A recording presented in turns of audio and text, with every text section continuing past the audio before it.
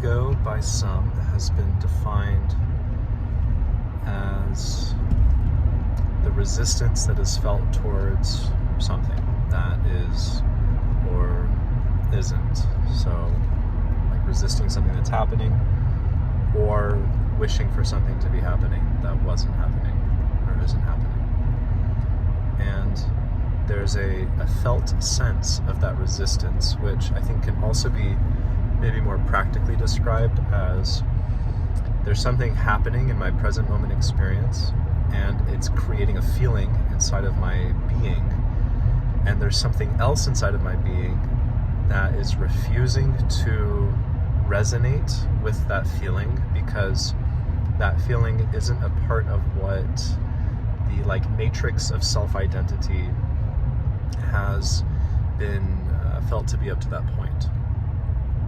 But the thing is, it's clear to see that both of those feelings are coming up within me. And so it's obvious that both of them are me. It's like I have a left and a right foot. And if I'm only identified with one and I reject the other when its role comes into play, it will be really hard to walk. And it won't feel good. And it'll cost a lot of energy, and I won't get very far. So I think maybe the mistake that maybe we make is we see something that we disagree with, and it creates a feeling inside of us, and so we associate that feeling with that thing, and we say, okay, I disagree with both that thing and this feeling inside, and we equate disagreement outwardly with even the action of outward resistance of saying no, I don't want to participate in that, and we generate a feeling of resistance to the fact that it's happening. And that's an attempt to separate ourselves from a part of reality that in some way we are connected to, and so cannot be separate from. And therein lies the confusion. So, you're doing it right, it being resonating with the entirety of the part of your experience that is already you, regardless of how it expresses internally. If you feel light, or just pretty light, pretty loose, usually pretty pleasantly blissful, it doesn't have to be anything more than a peacefulness or a settledness, but it also can be a pretty pleasant euphoria, and that can go as high and low as there is to go, depending on factors that I don't really know how to define right now, but I find that to be a pretty good symptom of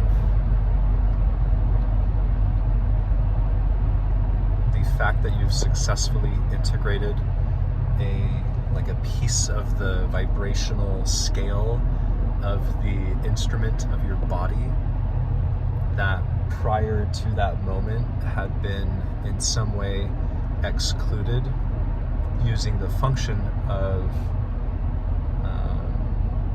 disharmony or incoherence or dissonance. That's the word I was trying to think of. So cognitive dissonance is a great thing to compare to this, because it's what our brain does to protect our perception from what is understood by our unconscious system to be a threat to our identity.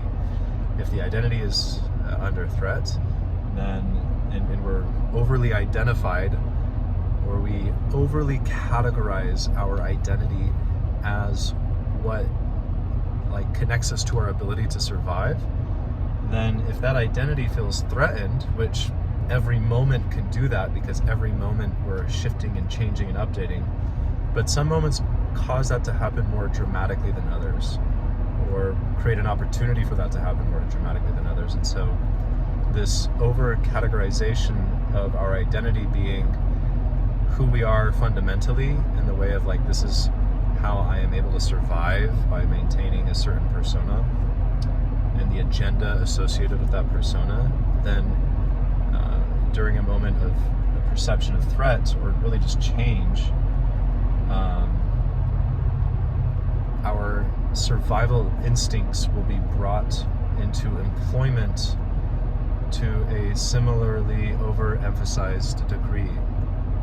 And so, again, when we notice that happening, and it's usually just when we feel stressed or anxious or disconnected or dissatisfied, there's all these different things, right? Triggered, basically. And even when we're in a moment of genuine danger, there is still that second unnecessary layer to some degree of mental. The moon is so cool. Let's see if I can get the shot. Yeah, check that out.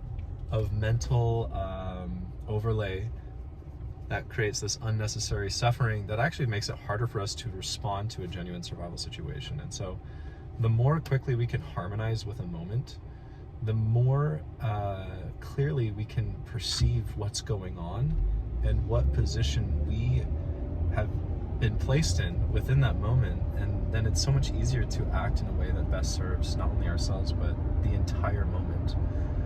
So that's such a cool shot. So, wow.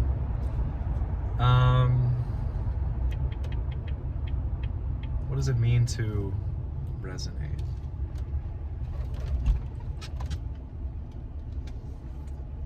I mean this like in a really literal sense. Like, what we are, a way we can say it at least, is that we are like just a collection of vibratory patterns that have been collected through a process that I don't think anybody really, at least I know of, can really claim to understand. And that's not really the point anyway, to understand it. The important thing is we can acknowledge that there's this universal experience or like phenomenon of vibration by which everything is able to express itself in some way. And so understanding this nature of vibration and this fact of a vibrational existence, at least on some level from a certain angle, we can acknowledge, I think with fair certainty, that the sensations of my being are vibrational in nature. And that's just the feeling of energy, the feeling of the sense of my body, my emotions, my thoughts. And so when things are harmonious, it feels better. When they're dissonant and chaotic and incoherent, it doesn't feel as good. And so I can figure out what it means for myself, and each of us as individuals can figure out what does it mean and what does it feel like to resonate intentionally with a sensation of my being. So give it a try.